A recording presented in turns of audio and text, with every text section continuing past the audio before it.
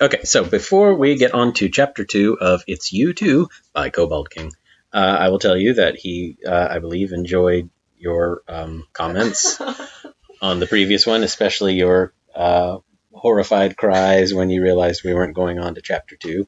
I was not thinking that you were going to stop there. And with shrieking... That I would keep going to Chapter 2? Shrieking gremlin. Well, you know, I did not know the chapter would stop there. How about that? Oh, well, yeah, I mean, a good cliffhanger ending. That's the best. Yeah, that was the best chapter. It ended so well, and wow. Yes, it's nice really to see. Happy and yep, it's nice to see. Great relationships there. Absolutely. Their friendship is blooming. We love it. Blooming like a dead flower. Yikes. Wow. It's just happy. Do dead flowers bloom? Flowy. No, maybe it's blooming like a rock. Actually, do rocks dead bloom? Flowers bloom. The ones that were dead last year were bulbs until they came up. Rocks bloom So like maybe water. it'll bloom in a year. Actually, that was the end of the story. It all just ends in tears, and Yikes, there's I hate no this more. author now. Oh, wow. Oh, my goodness. What kind of a person would write a story and leave it like that? And why would you read it? This is the same author who wrote Swap Your Choice Yeah, and left it with. Yeah, but Daddy, why would you... yeah, you're right. Well, that one had, like, supposed well. to be endings. that just Daddy, Do these chapters have titles? Daddy, yes. Good, because chapters without titles stink. if, Not stink. if They're this slightly ended in less tears, annoying. then why would you read it? If it was just terrible and it ended like that. Well, maybe I just thought you Titles are all. very slightly less. I thought you all needed a hard dose of reality, and it was time for story time to get tragic. I feel like Undertale is already full of tragic stories. Well, kind of. Yeah. Daddy, you were gonna give That's us... why everybody writes stories to Daddy, fix things. instead of story time, you were gonna give us Yeah. Happy Nightmare Hour? Yes, exactly. Yes. Wow, that's an obscure quote. Yep, Undertale we're- Nightmare yeah. Hour. Yes, we've transitioned Your now best nightmare hour. from story time. From now on, we'll just leave you weeping quietly into your pillow. Me and our boards. Or what? Our boards. Your boards. Anyway, Oh, you don't have a pillow? Wow, that's yeah. I forgot how terrible parents we were and didn't give you a pillow. Right. Yeah, Anyway, Anyway. are we even recording this? Yeah, I believe you are. Okay, Good. great. You're This is recording This is high quality I recording, know. isn't it? All right. Chapter 2. Despite everything. Chara didn't speak again till evening. Frisk hadn't given up since that afternoon, never going more than a couple of minutes without trying again to coax them out of the back of their mind. They pocketed their phone and spent the day alone after all, which should have made the other human happy. It was sort of their way of making a peace offering, which they expected Chara to understand. Yet the only emotions they could sense beyond the walls Chara had erected were of a profoundly bitter flavor. If anything, it looked like having gotten their way had only made them feel worse. Frisk felt the same way. Winning the argument the way they had made them feel terrible. Why did they say that? They didn't mean it. They had just been venting. They didn't want to hurt Chara. Most days they didn't even mind hearing their voice in their head. If the latter half of their day had proven anything, it was that they felt lonely without it. They wanted to hear that bossy, funny, comforting voice. So why had they gone and ruined the one relationship that had been with them since the very beginning? Dinner passed without a peep from Chara, and Frisk couldn't even manage a half-hearted conversation with Toriel. As gravely concerned as their mom had appeared towards the end of the evening, she had had no more luck getting Frisk to open up than they had with the voice in their head. As enthusiastic as they usually were for affection, Frisk still found themselves accepting their mandatory evening hug with a despondent exhaustion. Does Toriel know that Chara is in Frisk's head? No. Because I assume in the stories where Frisk and Chara, share days, when they, take turns doing Toriel things, would, I'm sorry, what was the question there at the end? When they take Isn't turns there- doing stuff. Like, when they take turns doing things, Yeah. I would assume Toriel would know about that? I don't think that's necessarily true. Oh. Yeah, but she'd, Alright. like, figure out that something was weird every other day with Frisk. Well, That they I were mean, acting weird. I don't know. At this, all I can say is that Right now, Toriel at this doesn't point, know. nobody knows that Kara is there, as far as I Good know. to know. Yes. Frisk, Toriel said yet again, though more softly than before, while you do not have to tell me, I want you to know that there is nothing you can tell me that would make me want to help you less. Do you understand? If I have said anything to make you doubt me... Stepping back, Frisk hurriedly explained that she hadn't done anything of the sort. They just needed some time. Toriel accepted this, though the look in her eyes behind her consoling smile was pure misery. Frisk had just dragged himself up the stairs and was brushing their teeth in front of the mirror when they finally heard that precious voice again. Like Russian nesting dolls filled with recursive inner sadness, our family once again refuses to be happy. Despite the dry sardonicism dripping from the remark, Frisk felt a crashing wave of relief. They gave a toothpaste-slathered beam into the mirror. "You're back!" "I never left. I have been watching you refuse to live your life all day." Frisk's face fell. I didn't mean what I said before," they said earnestly. "I'm sorry. I'm really sorry." Kara was silent again, long enough to make Frisk worry that they were done talking for the night. But they spoke again, their already quiet, purely inner voice nonetheless sounding softer than before. Softer and tinged with the stoic seriousness that only seemed to come through when they were truly upset. "You shouldn't be sorry," they said slowly. Frisk's face felt an uncomfortable itch, trying to smile the pain away. They knew very well that tendency wasn't their own. "You were right, Frisk. I'm dead. Dead from my own choices, but still trying to live vicariously through you. It is truly pathetic that I haven't been accepting the consequences of my own decision." The miserable pile of guilt in Frisk's stomach started to churn. What they had said couldn't be taken back, and it had hit harder than they had ever meant. Not for the first time they wished they could reset up here and undo their mistakes. Though even in the underground, this had been one of their precious few relationships that couldn't be started over from scratch. All they could do was what anyone could do, apologize. "But I am sorry," they insisted. "Even if you don't think I should be, I don't actually think like that, Kara. I was mad about other things." "Liar." "I'm telling the truth. You're not dead. You just went to sleep for a while and you woke up as my partner. We're partners, right?" "No." Kara's curtness was crushing. Frisk watched their face in the mirror reflect back the distress they felt. Kara went on, their voice remaining cold and aloof. "You are a human. You have a life, a future. Me? I am nothing but a ghost. I am a memory that can speak to you, and evidently I have nothing of value to say." "That's not true!" Frisk put enough energy into the words that they might as well have been yelling. "You're my best friend! I value what you say a lot!"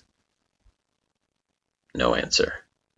They had withdrawn again behind the half-translucent barrier that divided their minds, showing nothing but the faintest shadows of guilt and anger. It was unclear whether the anger was at feeling lied to or was entirely self-directed. No amount of pleading or coaxing in front of the mirror was enough this time. and with a heavy heart, Frisk eventually had to go to bed. They lay awake for a while, staring up at the ceiling, kicking themselves out of guilt and frustration, before a thought occurred to them. A thought and bad memories. Chara? No response. Well, they really only had themselves to blame then for what Frisk was about to bring up. Chara, you're not a ghost. You're an amalgamate. What? Despite the trauma of both the experience and the countless nightmares it had birthed flashing through their mind, Frisk couldn't help but smirk when they felt Kara's bitterness flash into shock and indignation. Pleading hadn't worked, but this dragged them back out of their shell. All right, said the voice in their head in an icy and yet curious tone. Please explain to me in 10 seconds or less how I am anything at all like those things. Actually, I think it'd be safer to say that we're one of those things. Explain, Frisk. Frisk closed their eyes, taking a moment to think. It often took them some time to gather their words out loud, and conversations in their head were evidently no exception. It was also, if they were being 100% honest, a little bit satisfying to keep Chara waiting. All right, they began slowly. First of all, amalgamate is the right word, yeah? Maybe it was something else? Yes, it is amalgamate. Get to the point, Frisk. Bickering Chara was so much more comforting than quietly miserable Chara. Frisk smiled lightly, despite the disturbing subject of their thoughts. Okay, listen. The amalgamates fell down. They were basically dead, but thanks to Alphys, they're alive again, right? Because of determination. I wouldn't exactly call what they are alive. Are you trying to make me feel more or less like an abomination? They're not abominations, Frisk said firmly. They're just monsters who had bad luck. And even so, don't they seem happy to be alive? Don't their families seem happy they're alive? Do we really think everyone would be happier if they were dead? Chara was quiet. It was more contemplative quiet this time, tempered with a stab of guilt for their less-than-kind remark. Frisk continued more softly. You know the one that you called lemon bread? The one that's made of Chiron's sister and Aaron's cousin? Welcome to my special hell. Chara's voice came in a whisper. They clearly remembered it well. Don't you think they argue? Frisk asked softly. They've got to want to do different things some days, but they can't. But it wouldn't be fair for one of them to say that this was their life, and only their life. Chara finally seemed to catch on to where Frisk had been going with this. They clearly didn't like it one bit. We are not an amalgamate. We are not two bodies melted together. I died and began to haunt you. You are the one with the body. You are you, and I am still you. Frisk interrupted. Despite everything, body or no body, you're still you. And you deserve a life as much as I do. The silence now between them was less bitter than before. Chara was refusing to speak, not out of stubbornness, but now at a true loss for words. Frisk didn't press them. They needed some time to make up their own minds on this, too. Even so, a new conviction was forming in Frisk. Chara, are you still listening? Yes. Sometimes we have a bad day, and I get frustrated that we have to do everything together. Sometimes I don't like sharing my life with you. They shared the pang of hurt that Chara felt at that, even though they knew the feeling was mutual. But it was honest, and they knew that telling lies to the voice in their head was never worth it. I am not the easiest person to be with, Chara replied in a near mumble. I am bossy and unempathetic. I know that. I don't blame you. I don't think there's anyone it would be easy to share a life with, Frisk said. They smiled weakly. Well, maybe Sans, but only because he'd be too lazy to argue about anything. Chara didn't laugh, but they felt a twinge of amusement from them. Good enough. Frisk went on more seriously. Sharing isn't easy, but I wouldn't even have a life to share right now if I had landed anywhere but on top of you. We both got a second chance, Chara. Those flowers were on top of my grave. You landed on top of the grave that I might as well have dug myself. It was my choice that put me there, Frisk. And climbing the mountain was my choice. They knew Chara was already aware of why they had climbed the mountain. If nothing else, they would have pieced it together from their shared nightmares. Saying it so clearly, so boldly, still seemed to take their partner completely by surprise. Frisk pressed on despite the bitter memories. But neither of us had to face consequences for that, and I'm glad. We should both be dead, and everyone should still be in the underground. That's not what happened, though. We both got a second chance, and I think it's not fair that I haven't been sharing it with you. We both threw our lives away, and now there's just one between us. They took a deep breath, but smiled inside and out. So let's be an amalgamate, Chara. Let's be someone who is both of us. They could feel Chara trying and failing to form words for a long time. The emotions swirling around in both of them were confusing and blurred. Was that Chara who wanted to smile, or was it Frisk? Was it Frisk who was fighting the urge to start crying into their pillow, or was it Chara? Don't cry, Chara's voice commanded harshly.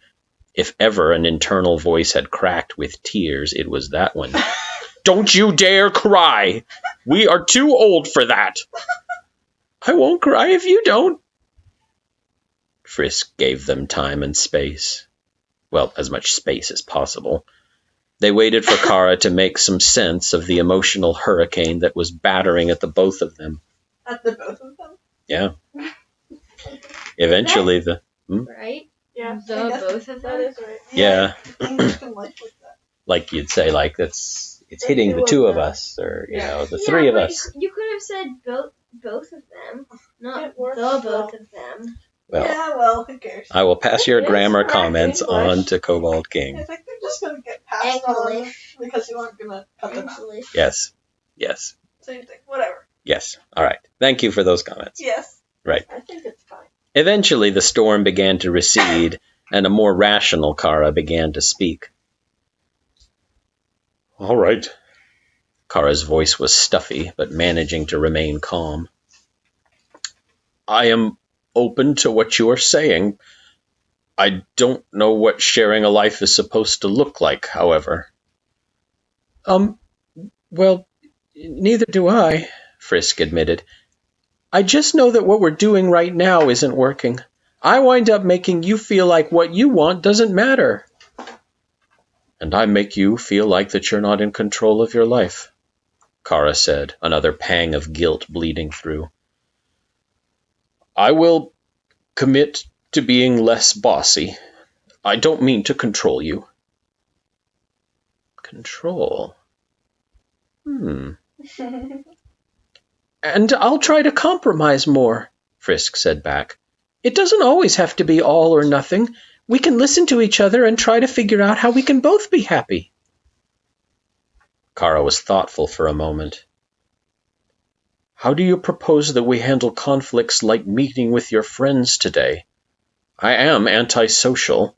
You feel sad when you're not around people. There are days when we cannot both have what we want. One of us has to make the deciding call. Frisk pondered this for a minute. Chara didn't seem to mind them taking their time. It occurred to them that, as irritating as they could be at times, There really wasn't anyone else they felt really comfortable with like this. Comfortable enough to give up control altogether. Then, how about we share more than just our head? Explain. Chara, I know that you can move my body. A spike of alarm. A suddenly half-desperate tone.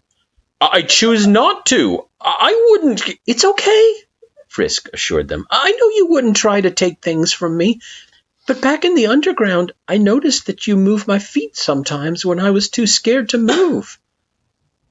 I don't know for sure if it was always me. When things got really serious, I was usually just as scared as you were.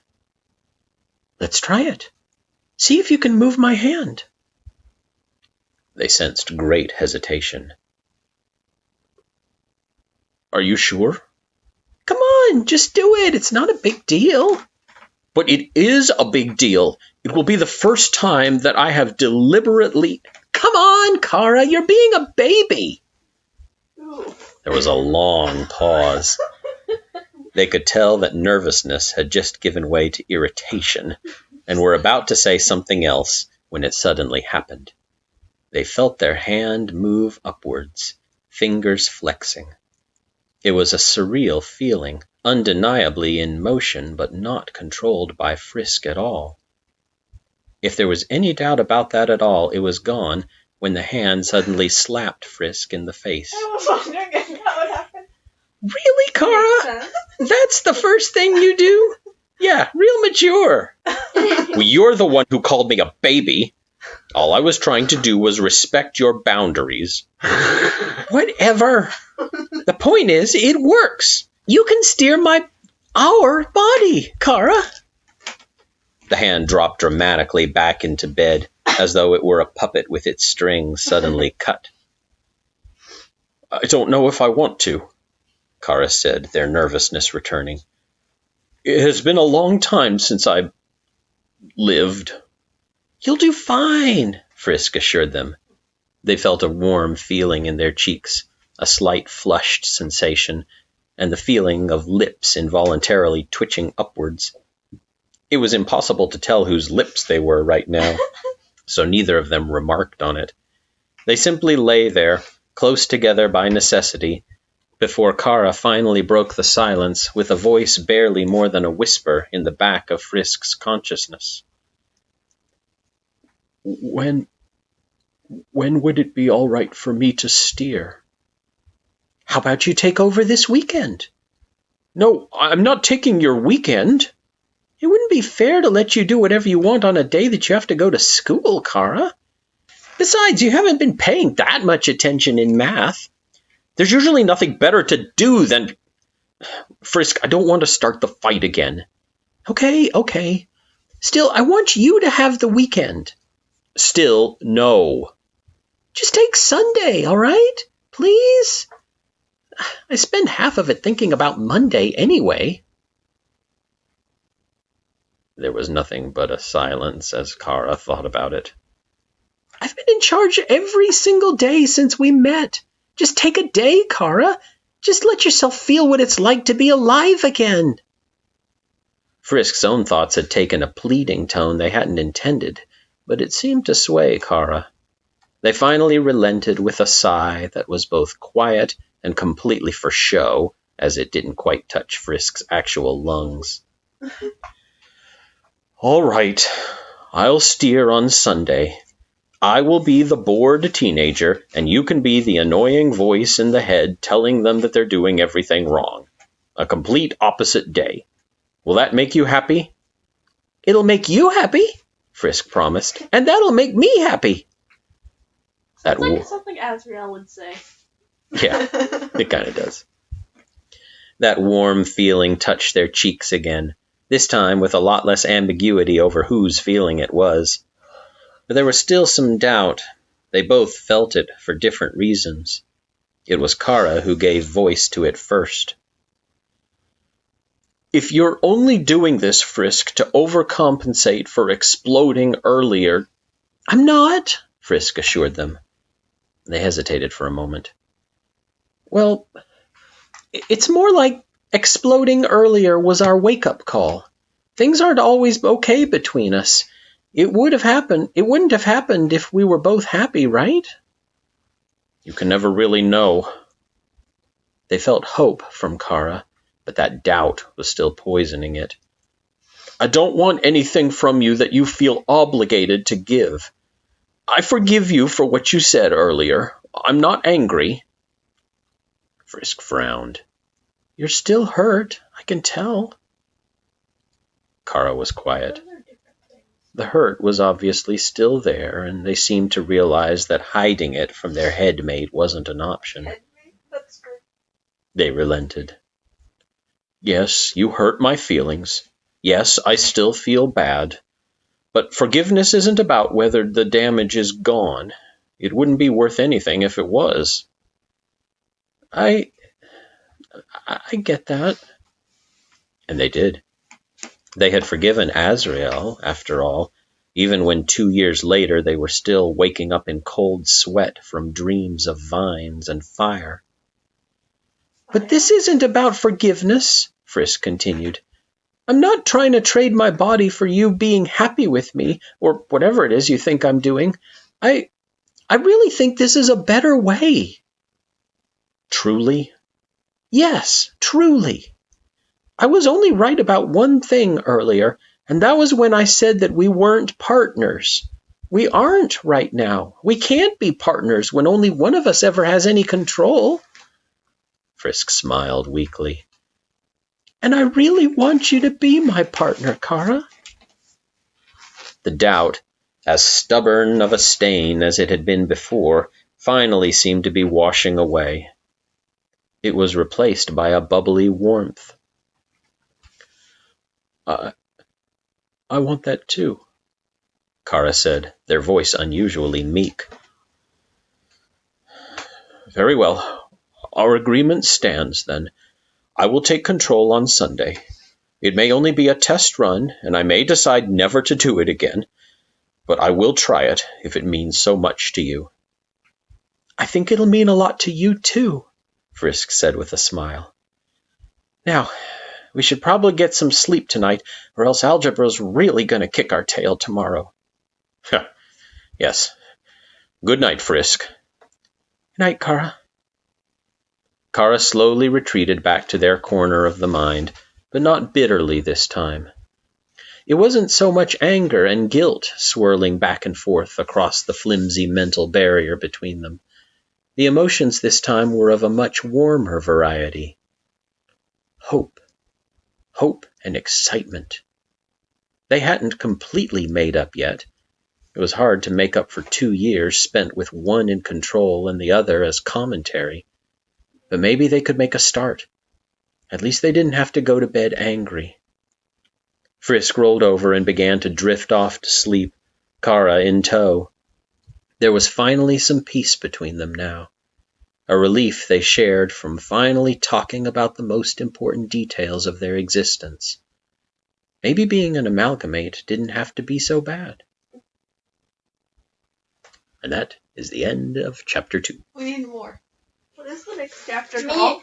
Read more, read more, read more, read more, read more. But it is late. It seems What their is the words next have chapter stopped. called? Yeah. The next chapter is called It's You.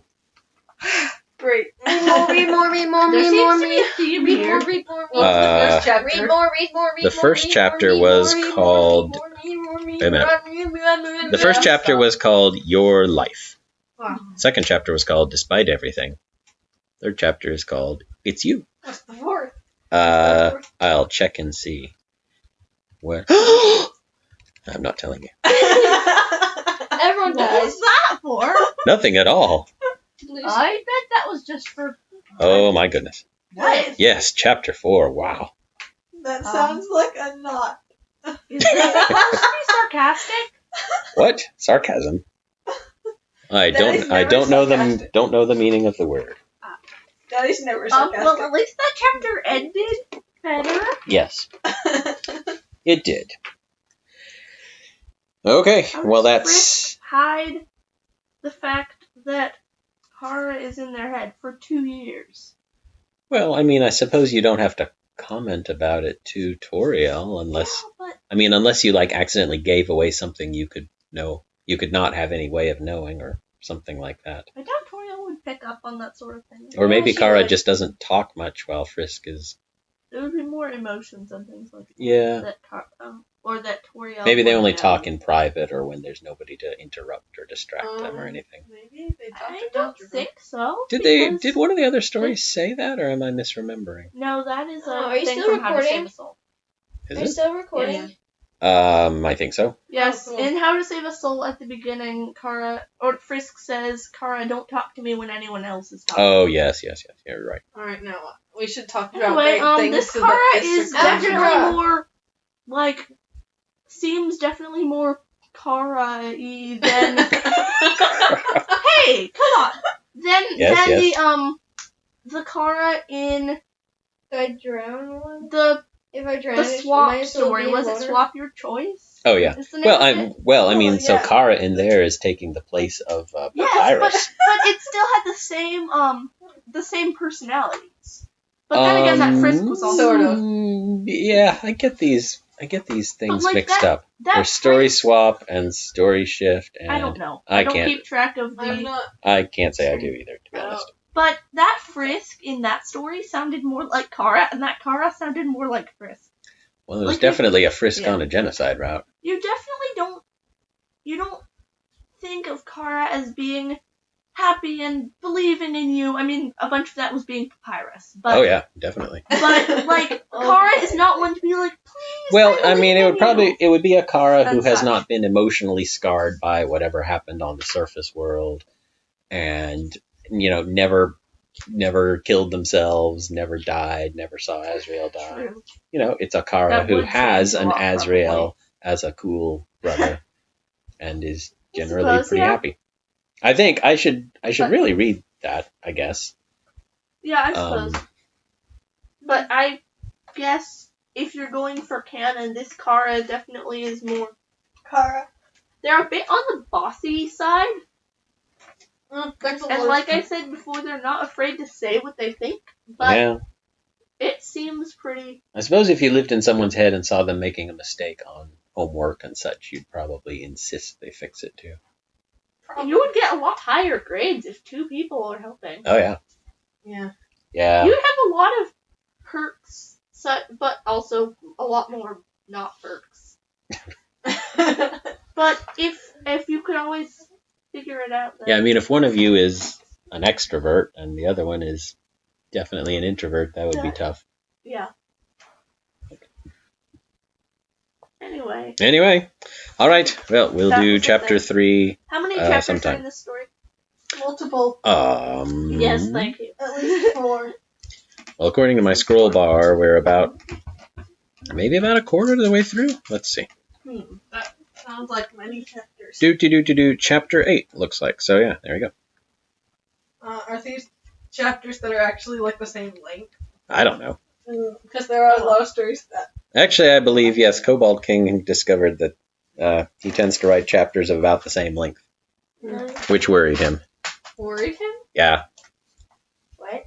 yeah. How does that work? I don't know. I said it wasn't anything to worry about. It was totally fine. Whenever I Yeah. try to write, I'm like, oh, this part will be super easy. And then it takes like 3 pages to describe somebody eating breakfast. and then Wow. I I got to read that.